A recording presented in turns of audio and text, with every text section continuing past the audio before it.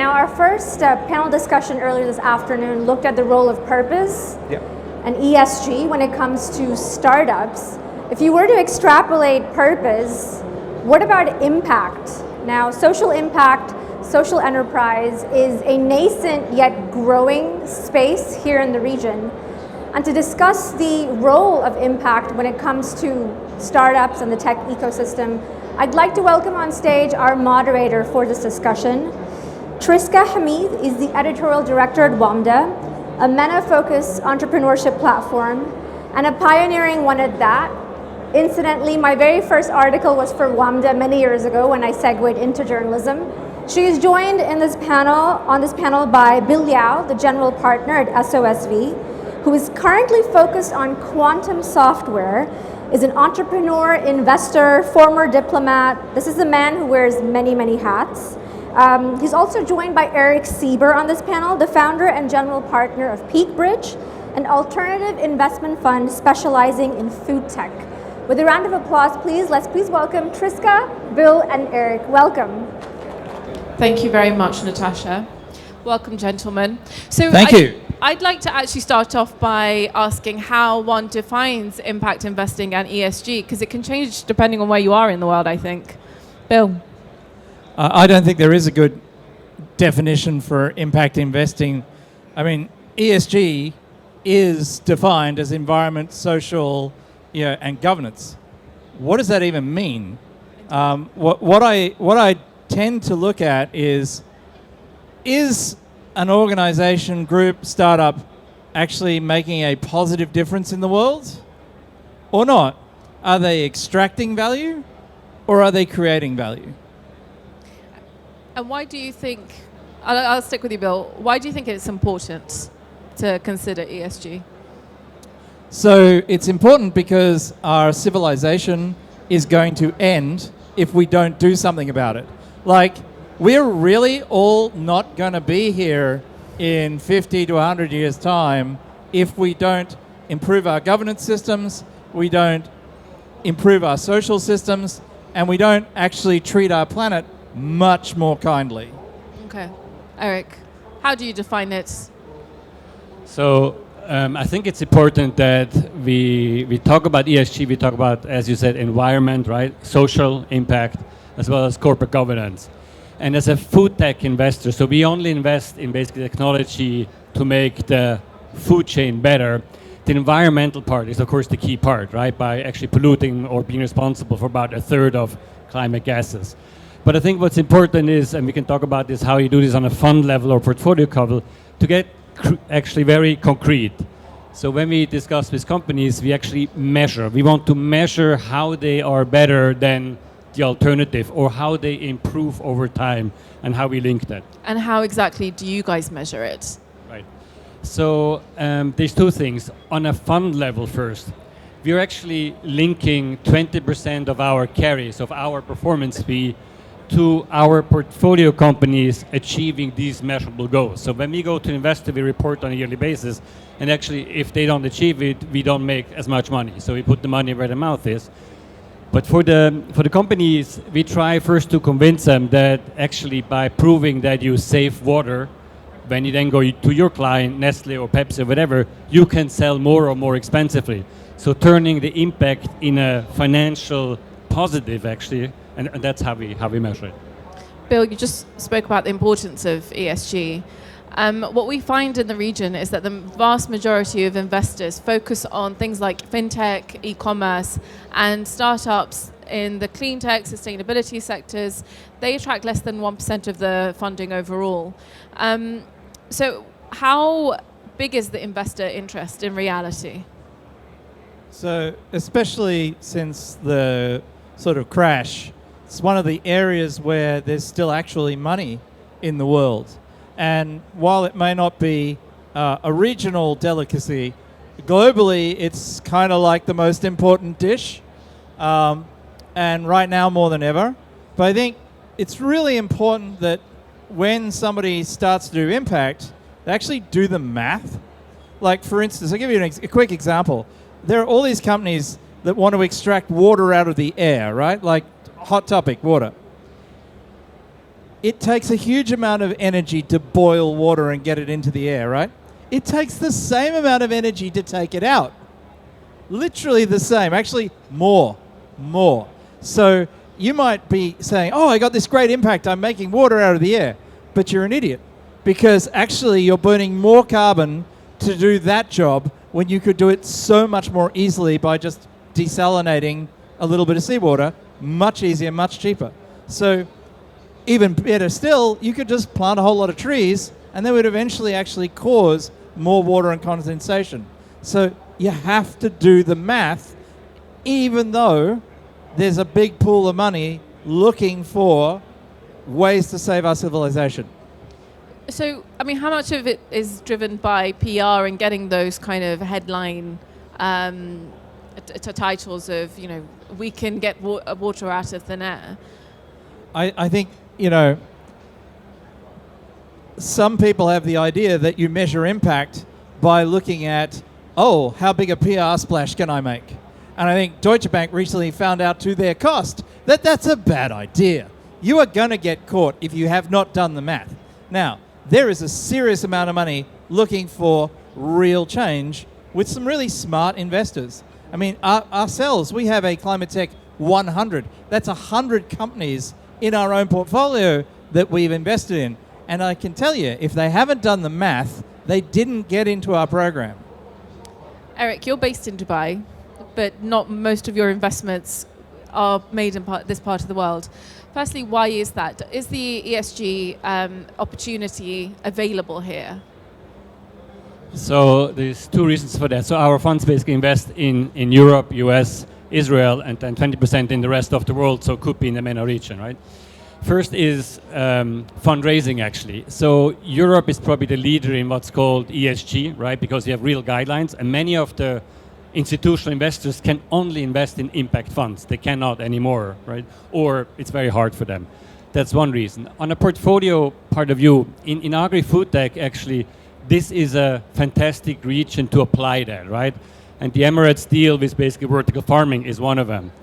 The issue is we invest in scalable investments, so we need patents, we need scalability, proprietary, and that's still hard to find on a seed and Series A level here. It's a great region to then actually scale up in more a private equity form.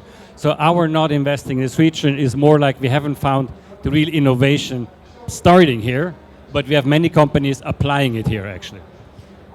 Is it a problem with regulations or just the startups don't really exist? No, it's not regulation. Actually, okay. I think the UAE especially is very strong in the food tech, ag tech part. It's just there's not enough startups that have proprietary technologies. They usually go more for the fintech, the IT more kind of copy-paste US what's successful instead of doing something which is more local to the region. Okay. Let's talk a bit about greenwashing and the issues with that. So greenwashing is just cynicism, right? It's companies that are doing something evil, something that is going to wreck civilization, and they're wanting to do high PR value work so that they can look like they're being good corporate citizens. And frankly, you know, you can see right through it. Again, just do the math. Unfortunately, it has colored the whole sector. Now, less and less is being done because bigger and bigger organizations and regulators are now looking at it and saying, well, you can't claim that. That's just rubbish. You know, and the truth is that fixing our environment, like repairing and regenerating our environment, is probably the single biggest investment opportunity in our lifetimes, if not ever. And so, aside from the greenwashing, there is an absolute tidal wave of effort coming and a lot of cash coming, and that has actually been slowed down by the greenwashing efforts. Okay. And it's finally we're starting to break through with reality, because reality is a lot of places on the planet are becoming unlivable, and a lot of wealthy people live in those places that are becoming unlivable. Wonder what happens then. Greater inequality? Greater inequality, yeah, or less inequality if you actually think about leapfrogging. So where my charity We Forest works, we actually empower village women in sub-Saharan Africa, Southeast Asia, South America to create income out of reforestation. That means the trees are worth more alive than dead, and their local land is more livable than it was. So actually, given they're eating all this fresh food and they're creating it and they're creating rainfall and cloud cover, they're actually upgrading their lives. Their lives are lives that many people in first world cities would trade for because they're eating a healthy organic diet, they're living longer, they're having more free time, and they're living in a beautiful place with a great environment. That's leapfrogging. So Wamdo recently invested in a clean tech company, and I was helping the founder write up the press release, and I've used the word sustainability. And he took it out because he said, being associated with sustainability looks bad for me because investors won't be interested anymore. Because there's still this kind of perception, I think, in this part of the world that being clean, sustainable, focusing on climate change means that you don't make money. Why does this perception still exist here, and how do we move on from that? Eric, maybe you can take that. So it's absolutely true, and this depends on the region. As I said, in Europe, it's not anymore the case, I would say.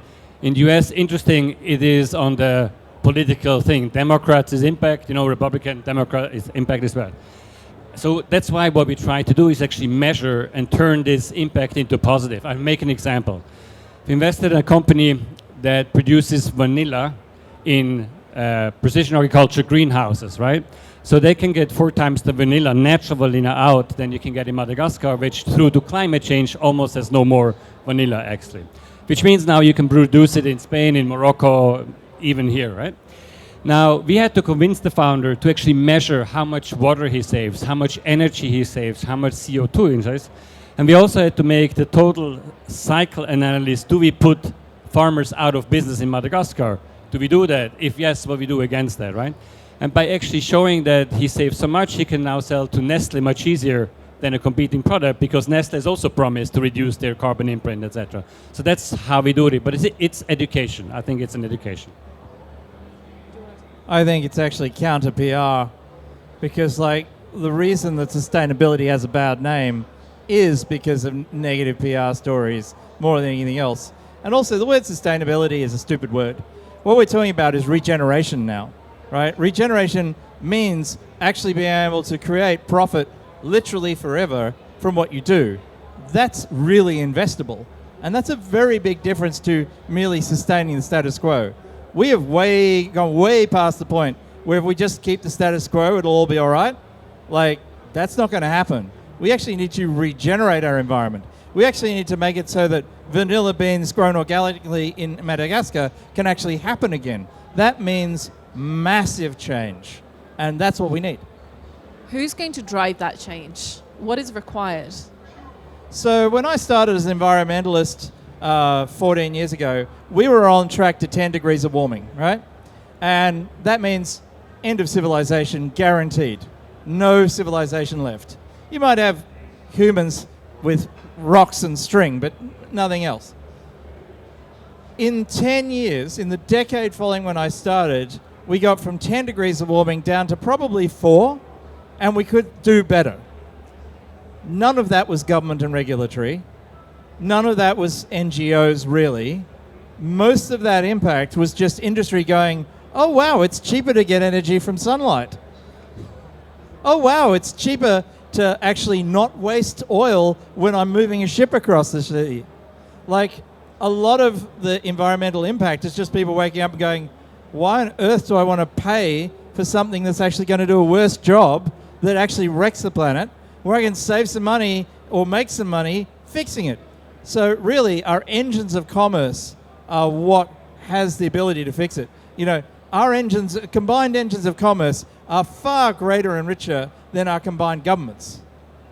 What can startups do? Startups in this space, how can they attract investment? Eric.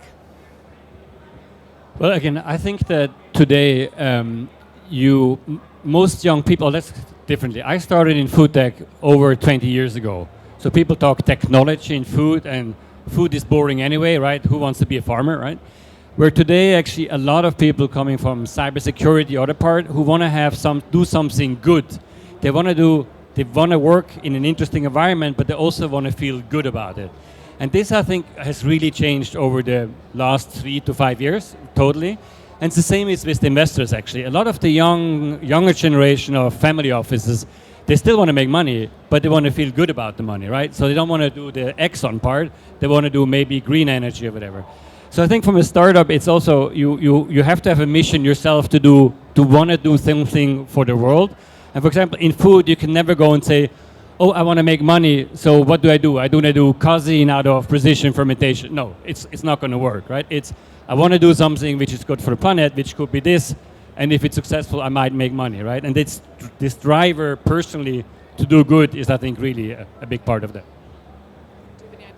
Find a problem that really pisses you off, get together a bunch of talented people and solve said problem and make sure someone pays you for it.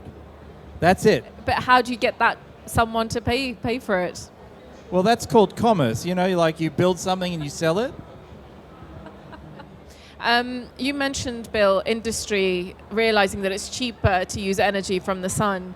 But as consumers, a lot of these kind of solutions tend to be a bit more expensive than kind of fossil fuels and the old way of doing things. So how can we get to a stage where it does actually become cheaper and reflects the true cost of things? Right, so that's a multi-dimensional problem, right? Because industry is going to save money wherever it can, and if it finds cheaper power somewhere, it's going to go after that cheaper power. Consumers are disconnected from the top end of the supply chain, and so it becomes a PR problem, right? Does industry make its consumers aware of what it's doing that's good and therefore drive consumer traffic?